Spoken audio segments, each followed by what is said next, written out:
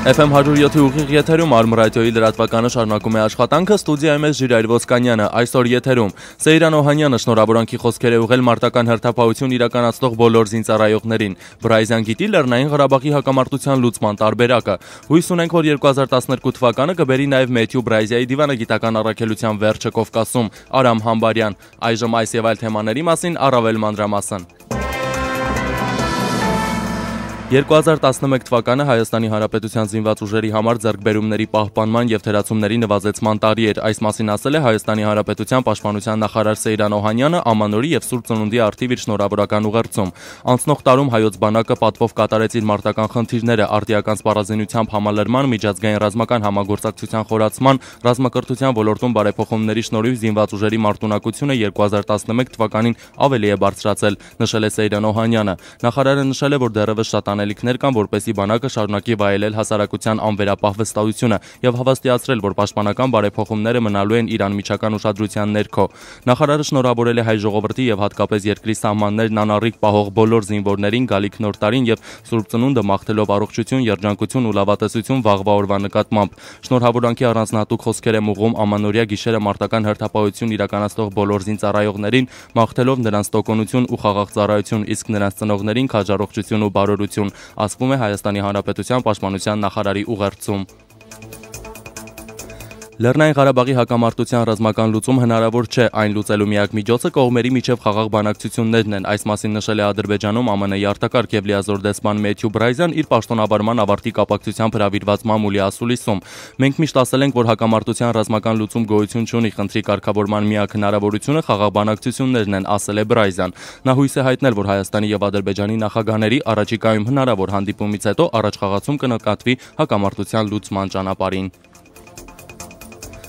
Նախագահ Բարակ Օբաման սխալ է թույլ տվել առաջադրելով Բրայզյային որպես Բաքվում արտակարգ եւ լիազոր դեսպան, ինչպես հաղորդում է Armen Press-ը վկայակոչելով Ասբարես պարբերականը, նման գնահատական է տվել Հայդատի ԱՄՆ-ի հանձնախմբի գործադիր տնօրեն Արամ Համբարյանը։ ԱՄՆ-ի եւ Ադրբեջանի դիվանագիտությունը կարիք ունի վերսկսման Բաքվում նոր դեսպանի ղեկավարությամբ, ով կկարողանա արդյունավետ կերպով ներկայացնել ԱՄՆ շահերը, ինչպես նաեւ կանխել Ադրբեջանի ագրեսիան Հայաստանի եւ Լեռնային Ղարաբաղի դեմ, նշել է նա։ Հայդատի հանձնախմբի գործադիր տնօրենը ելույթ է ունեցել նույն օրը դեկտեմբերի 29-ին, երբ Բաքվում կայացել է Ադրբեջանում ԱՄՆ արտակարգ եւ լիազոր դեսպան Մեթյու Բրայզյայի ամփոփիչ մամուլի ասուլիսը։ Եթե Սենատում քվեարկություն չանցկացվի, ապա նա ստիպված կլինի վերադառնալ Վաշինգտոն մինչև Սենատի նոր նիստը, որը կգումարվի հունվարի 3-ին։ 2012 թվականն անկասկած իր հետ կբերի շատ նոր իրադարձություններ։ Մենք հույս ունենք, որ կբերի նաեւ Մեթյու Բրայզյայի դիվանագիտական առաքելության վերջը Կովկասում։ Սակայն շատ ավելի կարևոր է, որ նոր տարում ԱՄՆ-ն ցուցաբերի ավելի հավասարակշիռ մոտեցում իր արտաքին քաղաքականության մեջ, ենթադրելով նաեւ դեսպանների առաջադրում, ովքեր չունեն շահերի բախում, եզրափակում է Ասբարեսը։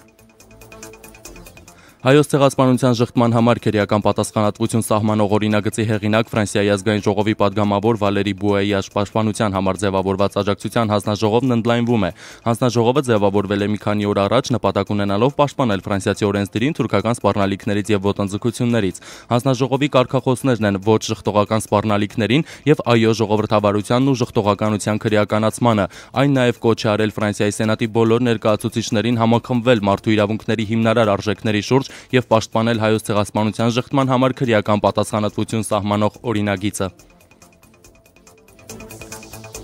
Թուրքիայի արտգործնախարար Ահմեդ Դավութօղլուն հերթական անգամ սուր քննադատությամբ է հանդես եկել Ֆրանսիայի նախագահ Նիկոլա Սարկոզիի հասցեին։ Ինչպես հաղորդում է ադրբեջանական առաջին News Ask-ը, Դավութօղլուն Սարկոզիին կոչ է արել այլ ժողովուրդների տառապանքների վրա իմպերիալիստական ծրագրեր չկառուցել։ Սարկոզին եւ ֆրանսիացի առաջնորդներն իրենց պաշտոններն են զբաղեցրել այլ ժողովուրդների ներկայացուցիչներին դժբախտություն պատճառելով։ Մի ժողովրդի ցավի մասին խոսնել արգելվում է, մեկ այլ ժողովուրդ զրկվում է արդարանալու իրավունքից, նրանց ցանկանում են մեղավոր հայտարարել ծնունդից ի վեր եւ հավերժ։ Մենք դա թույլ չենք տա, ասել է նա։ Ֆրանսիայի ազգային ժողովի կողմից հայոց ցեղասպանության շղթումը քրեականացնող օրինագծի ընդունումից հետո Թուրքիան Փարիզից ետ է կանչել իր դեսպանին եւ սառեցրել տնտեսական, քաղաքական եւ ռազմական հարաբերությունները Ֆրանսիայի հետ։